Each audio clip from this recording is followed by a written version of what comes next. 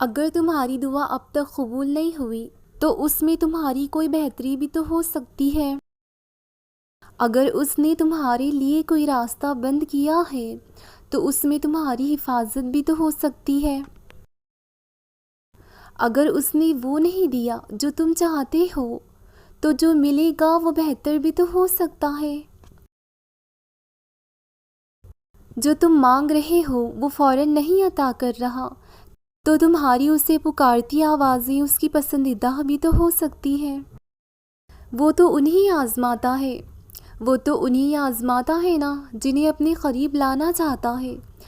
تو جو تمہیں آزمائش لگ رہی ہے وہ اللہ کی محبت بھی تو ہو سکتی ہے۔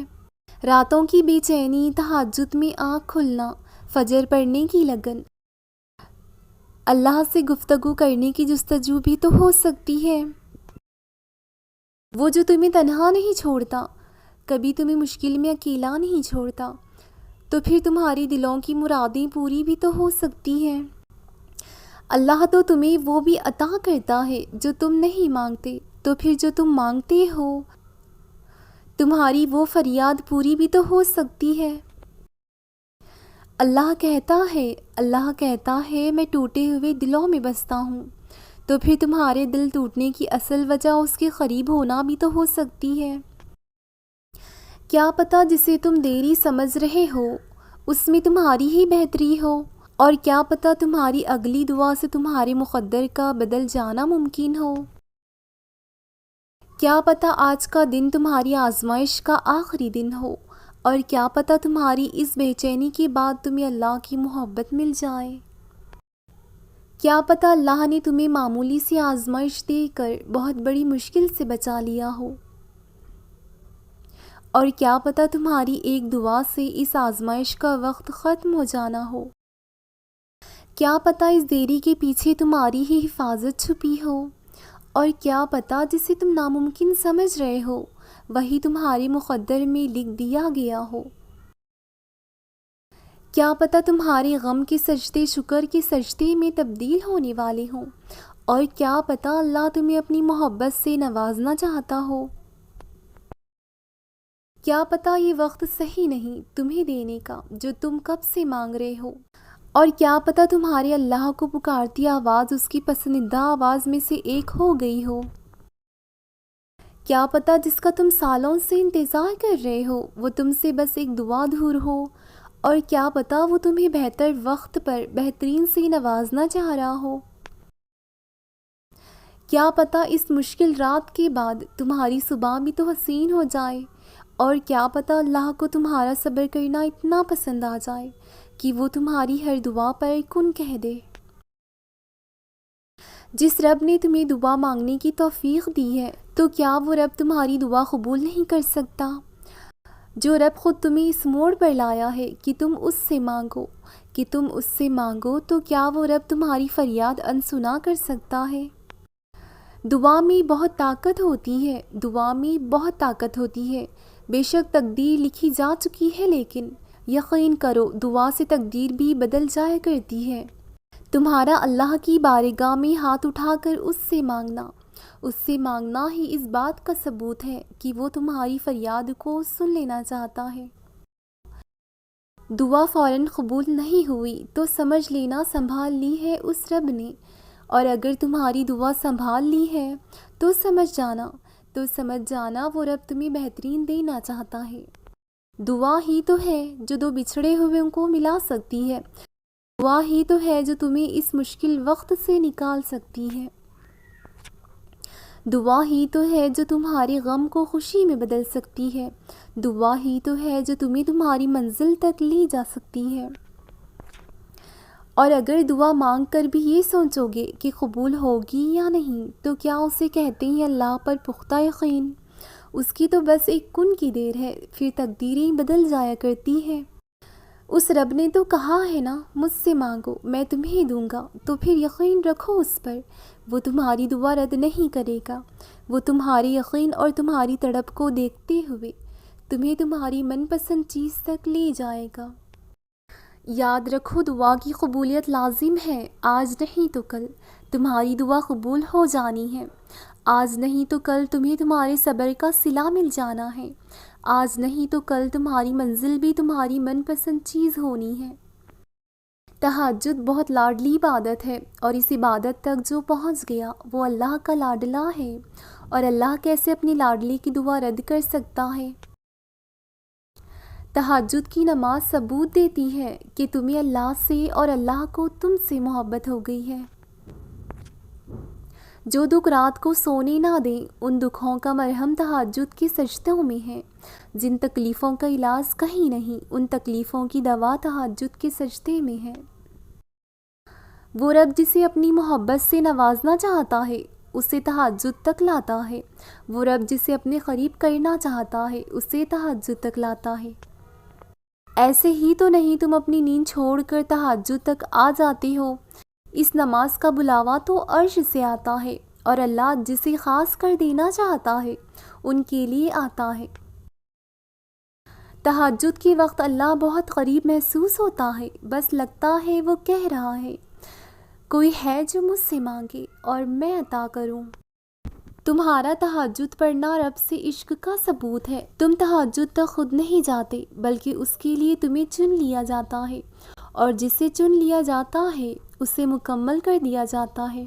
تہجد سے رب مل جاتا ہے، اور جب رب مل جائے تو سب مل جاتا ہے۔ اگر خیال اب تک دل سے نہیں نکل رہا تو سمجھ جاؤ اس نے قبول کرنے کی ٹھانی ہوئی ہے، اور تہجد تک اگر وہ لے آیا ہے تو تمہاری ادھوری کہانی بھی مکمل ہونے والی ہے۔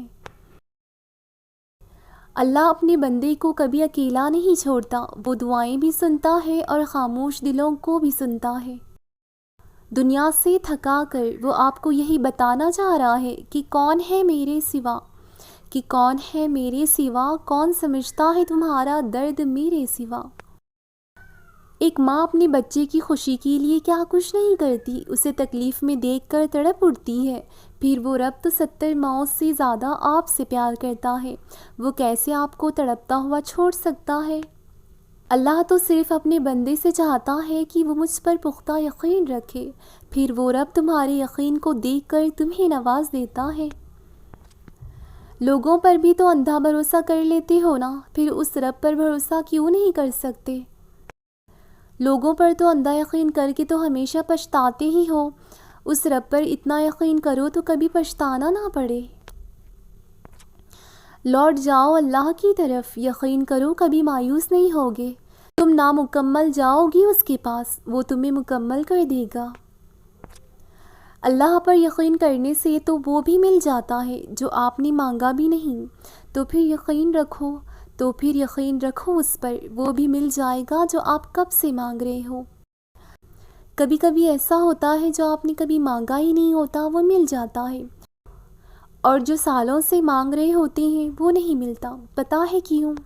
اللہ دیکھتا ہے میرا بندہ میرے دیے پر شکر کرتا ہے یا پھر اس کے لیے مایوس ہو جاتا ہے جو نہیں ملا، اور پھر جب آپ اس کے دیے پر شکر کر لیتے ہو نا، پھر وہ آپ کو اس سے بھی زیادہ دیتا ہے جس کے لیے آپ اللہ کو کب سے پکار رہے ہو۔ یہ وقت جو اتنا مشکل لگ رہا ہے نا، یہ بھی گزر جائے گا۔ وقت تو ہوتا ہی ہے گزرنے کے لیے، ٹھہرنا کہاں آتا ہے وقت کو۔ مایوسی تو کفر ہے نا، پھر کیوں لگ رہی ہے مشکل زندگی اللہ کی طرف سے امانت ہے، پھر کیوں کسی ایک کے چلے جانے سے مایوس ہو رہے ہو؟ یہ مشکل وقت وقتی ہے، آزمائش جب اللہ نے دی ہے تو اسے نکالے گا بھی وہی، بس تم اللہ پر یقین رکھنا۔ یہاں کب کس کو سب کچھ ملا ہے، تو جو ملا ہے اس پر شکر کرو، نہیں ملا تو ملال کیسا؟ جب وہ رب دے سکتا ہے تو کیا لے نہیں سکتا؟ جب دیتا ہے تو خوش ہو جاتے ہو، جب لیتا ہے تو مایوس کیوں ہو جاتے ہو؟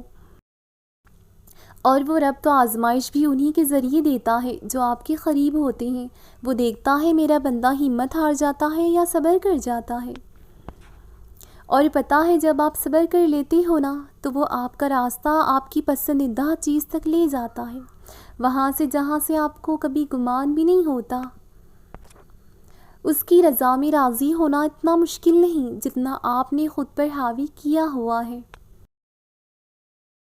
اللہ کی رضا میں راضی ہونے کا مطلب ہرگز نہیں کہ آپ دعا مانگنا ہی چھوڑ دو، بس یقین رکھو اللہ پر، حالات جیسے بھی ہوں وہ رب کبھی آپ کا ساتھ نہیں چھوڑتا۔ تم اس سے ایک قطرہ مانگ رہے ہو اور وہ رب تمہیں سمندر دینے کا سوچے ہوئے ہیں۔ تم کہتے ہو تم مکمل ٹوٹ چکے ہو، لیکن در حقیقت وہ رب تمہیں اب بھی تھامے ہوئے ہیں۔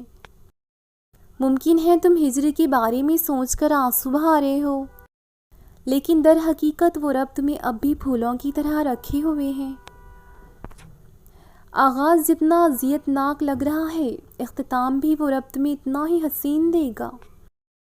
اب بھی وقت ہے، موڑ لو اپنا راستہ خدا کی جانب، کہ وہ رب اب بھی تمہارا انتظار کر رہا ہے۔